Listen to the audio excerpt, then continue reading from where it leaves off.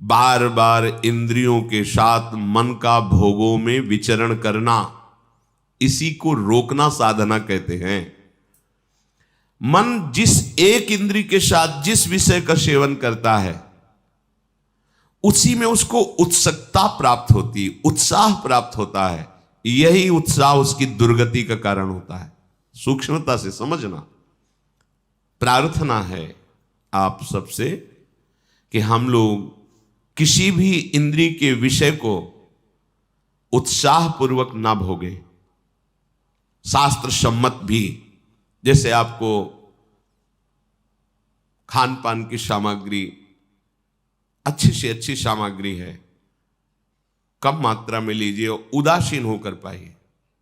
भगवत प्रसाद है, बस प्राण पोषण के लिए। अच्छा, ऐसा नहीं होना चाहिए। यही उत्साह है। इंद्रियां उत्सुक हो, आज ये उत्सुक हो गई, अब क्या हुआ, उत्साह के साथ जैसे गीली या गर्म मोम में तत्काल छाप लग जाती है, ऐसे आपके अंतःकरण में विषय रस की छाप और बढ़ गई और बढ़ गई। चले थे विषय रस मिटाने के लिए और हमारी उल्टा गति हो रही, विषय रस और पुष्ट हो रहा है।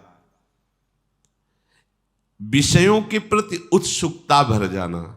हमने देखा है महापुरुषों को, जब यमुना किनारे बिंदौर की तरफ भ्रमण कर रहे थे, हमारे दो ही मार्ग थे, गंगा का किनारा और यमुना जी किनारा। कभी किसी शहर, किसी ग्राम में एक भी रात्रि रुकने का ऐसा कभी नहीं रहा। जहां तो कोई देवालय, यमुना किनारे या गंगा किनारे जब भ्रमण किया है, या गांव के बाहर कोई देवालय, उसमें रुकना। तब तक जब तक वृंदावन धाम में श्री जी ने कृपा नहीं, तब तक कभी भिक्षा नहीं मांगी। आकाश वृत्ति का ही आश्रय लिया। जो हमारे पास स्वयं आ जाएगा हम उसको पाएंगे, अन्यथा मांगने का शब्द नहीं था। क्योंकि यौवन अवस्था थी, नगर में प्रवेश होने से हमें डर लगता था, किसकी क्या भावना है, कैसा है। तो गंगा का किनारा हमारे लिए या यमुना किनारा, तो वहां एक परमहंस जी मिले, बड़ा दिव्य स्वरूप, कांतिमान तेजो में, एक अचला केवल नीचे, एक झोली जिसमें छांदोग्य उपनिषद, चश्मा और छड़ी, बस वही अचला ऐसे मच्छरों से बचाने के लिए ओढ़ लेते। दो लंगोटी, एक अचला, एक छड़ी, एक चश्मा, छांदोग्य उपनिषद। ऐसा वैराग्य की देख के एकदम चित्त आकर्षित हो गया। और ब्रह्मबोध संपन्न महापुरुष। तो जैसे भंडारा हो रहा है, प्रयाग में कुछ दिन रुके थे उनके साथ, भंडारा हो तो खबर रखते थे, गए नारायण, नहीं स्वामी जी हमारे यहाँ तो बैठ के पवाया जाता है, तो नारायण अगर आपको देना है तो दे दीजिए, हम बैठेंगे तो नहीं। तो उनका ऐसा प्रभाव था कि सामने वाला फिर कुछ बोल नहीं सकता था। वो सब सामान, क्या है, अच्छा 2 पूड़ी डाल दीजिए, सब्जी डाल दीजिए, खीर इसी में डाल दीजिए, उसी खप्पर में सब डाल दिया, जितना आवश्यक है, गए बैठ। यही स्वभाव, वस्तु का स्वाद नहीं, प्राण पोषण के लिए अन्न पा रहे हैं और प्राणों को आहुति देनी है प्रभु के चिंतन में। एक एक श्वास की आहुति बहुत बड़ी यज्ञ है। एक एक श्वास में हम अपने आराध्य देव का चिंतन कर रहे हैं, तो ये प्राणवायु का हवन हो रहा है पर ब्रह्म परमात्मा तत्व में। ये जो इंद्रियों के स्वाद में अपने लोग उछल जाते हैं, उत्साहित हो जाते हैं, ये हम अपने परमार्थ को नष्ट करते हैं, जान नहीं पा रहे। ध्यान रखना है, हमारे प्रभु का स्वभाव, आप जैसी इच्छा करोगे, भजन करते हो, पूर्ण हो जाएगी। जो इच्छा करी हो मन माही, हरि प्रसाद कछ दुर्लभ नाही। तुम जो चाहोगे मिलेगा। लेकिन बाबा जी बने हैं या परमार्थ मार्ग के पथिक बने चाह मिटाने के लिए, चाह को पुष्ट करने के लिए, चाह बढ़ाने के लिए नहीं। इसमें आपको हट करना पड़ेगा। अलग अलग स्वाद लेने की चेष्टा छोड़िए। यही चेष्टा तुम्हें और इंद्रियों के भोगों में फंसा देगी। यही उत्साह तुम्हारे पतन का कारण होगा। भोग के लिए उत्साह होना ये परमार्थ विहीन अंतःकरण का लक्षण है। परमार्थिक का जो अंतःकरण है वो उत्कंठा पूर्वक भगवत चिंतन के लिए उत्साहित रहता है। अगर हमारा हृदय भोगों के लिए उत्साहित है तो तुम्हें जलन नहीं होती, तुमको क्लेश नहीं होता कि हम अपने मार्ग से विमुख उत्साह कर रहे हैं। जथा लाभ संतोष सदा काहू सो कछु न चाहूंगो।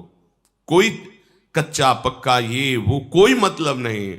भाग्य प्रारब्ध के अनुसार या प्रभु के विधान के अनुसार जो है उसको उचित रूप में, हाँ 2 रोटी डालिए, सब्जी डालिए, बस प्राण पोषण करना है और भगवत तत्व में लीन होना है। खा पी के खूब भोगों को थोड़ी भोगना है। और गृहस्थ धर्म में भी आवश्यकता अनुसार भोगों के सेवन का आदेश है। अगर आवश्यकता से विपरीत चेष्टा करोगे आहार विहार की, तो विपरीत चेष्टा फिर आपकी अन्य इंद्रियों की होगी, वो अधर्म हो जाएगा।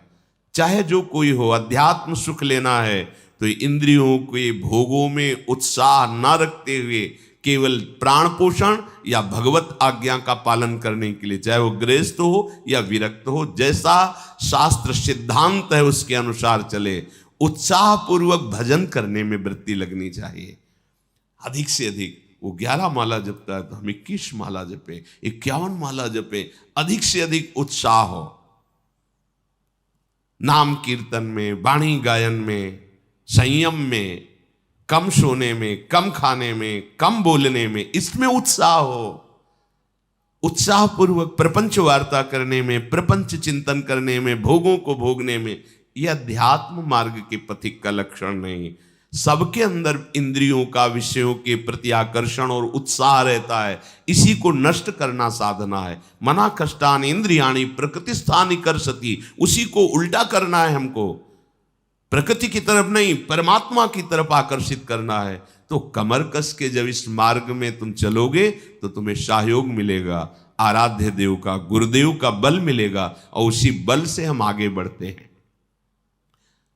तो मन जिस इंद्री के विषयों का सेवन करने जाता है, उस विषय में वो उत्साहित हो जाता है, सब देखो हृदय में, और वही उत्साह दृढ़ चिन्ह बना देती, संस्कार बना देती भोग के।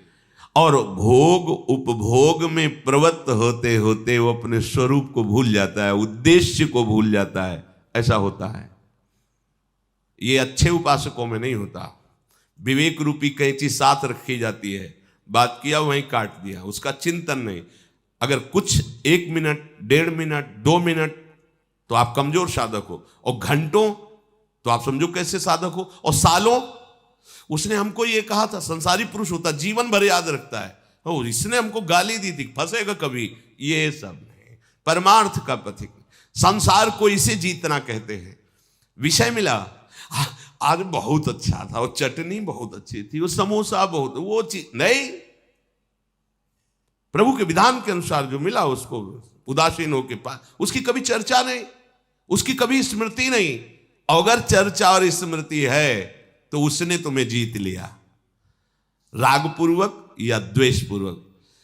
बहुत कड़वी सब्जी थी, खीर तो बढ़िया थी, कोई रागात्मक अनुकूलता, कोई ये साधक का जीवन नहीं, ध्यान रखना। दोनों एक में मिला दी, खीर और सब्जी। राधा वल्लभ श्री हरिवंश, जितना उधर में उसका चिंतन, मन कहेगा अरे चुप, अलग स्वाद ले, मखनी दाल का अलग, उसका अलग, अलग अलग, मिलने न पावे। हाँ, और यहां से अलग अलग कर पाओगे? यहीं सब जाकर के एक ही में जाना है। ये केवल फसाव है, फसाव। राधा वल्लभ श्री हरिवंश, बस ध्यान रखो, ये छोटी बात नहीं है। यही छोटी बात बड़ी बात कर देती है, यही छोटी बात हमको बड़ी गलतियों में पहुंचा देती है। अब उसका संकल्प पे संकल्प बनता रहता है भोगों का। आज ये भोगा, कल वो भोगेंगे, ऐसा अगर मिले तो अच्छा है, ऐसा भोगे तो अच्छा है।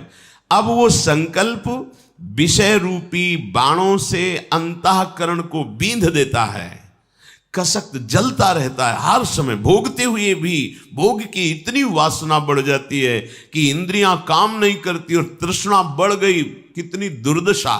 बोले वो ऐसे नष्ट हो जाता है जैसे पतंगा तेज के आलिंगन करने के लिए भस्म हो जाता है दीपक में या अग्नि की लौ में जाकर के। अब ये चक्र चल गया, भोग भोग से संस्कार, तृष्णा, वासना, कामना, इस प्रकार ये अविद्या और भोग कर्म का तृष्णा द्वारा ऐसे चक्र की रचना हुई कि अब वो संसार में बार बार नीच योनियों में जन्म लेता रहता है और महान दुख प्राप्त करता है। ब्रह्मा से लेकर तृण पर्यंत प्राणियों में, जल में, भूमि में, आकाश में वो बार बार जन्म लेता है, पर वो परमानंद की प्राप्ति नहीं कर पाता है। साधन उपयोगी ही आहार करना, साधना में बाधा ना पहुंच जाए। ये खुद के अनुभव की बात है। जब सात्विक भोजन दाल रोटी पाई जाती है और इतना नहीं अधिक मात्रा में कि वो हमें प्रमाद में लगा दे, तो भजन अच्छा होता है। और जब बहुत अच्छे अच्छे जो पदार्थ कहे गए वो पाए गए हैं, तो देखा गया है कि बुद्धि भजन में कम लगती है और नाना प्रकार की प्रापंचिक वृत्तियां जागृत होती हैं। एकाग्रता पूर्वक देखा अंतःकरण में कि जब जिनको अच्छे पदार्थ कहते हैं वो जब खाए जाते हैं तो बुद्धि रजोगुणात्मक होकर प्रापंचिक चिंतन में उत्साह बढ़ाती है। और जब सात्विक भोजन कम आहार किया जाता है तो भजन में निरंतर वृत्ति लगने का उत्साह बढ़ता है। इसीलिए यहां आदेश कर रहे हैं, कह रहे हैं यथा योग्य साधनोपयोगी आहार करना। कोई भी कुछ भी हो, संतोष से हमने सुना है, जैसे आपको पकवान या अच्छे पदार्थ बने हुए आप कम मात्रा में लीजिए, जितना रोज लेते हैं उससे भी कम मात्रा में, तो आपके अंदर कोई विकार नहीं होगा और प्राण पोषण हो गया। मानो आप 4 रोटी दाल सब्जी पाते हैं, किसी दिन पूड़ी पकवान बने, 2 पूड़ी लीजिए, थोड़ी सब्जी ले ली, हाँ थोड़ा सा मीठा ले, बस ठीक है, पाले। शाम की फिर रोटी पाले। अब दूसरे भाव में अगर हम पहुंचे तो पहले दिन तो 4 रोटी दाल पाते हैं, लेकिन जिस दिन अच्छे अच्छे पदार्थ तो यहां तक पा लिए। अब सारी की सारी ऊर्जा शक्ति पचाने में लगी हुई है, अब कब्ज हो गई है, गैस बन रही, भजन होगा। भैया पा के करोगे क्या, मलाई तो बनाओगे। और आप तो निर्मल सच्चिदानंद स्वरूप में स्थित होने के लिए निकले, बहुत सावधान। ये बार बार हम इसलिए करें कि यही हम फंस जाते हैं, खा खा के मर गए, अमरत्व को नहीं प्राप्त हुए। अगर उचित आहार और भजन करोगे तो अविनाशी स्वरूप हो, ये तुम्हें अनुभव में हो जाएगा, मरने का भय चला जाएगा। और आपसे अनुभव की बात कहते हैं कि कम आहार अधिक भजन तो बहुत बल देखा है।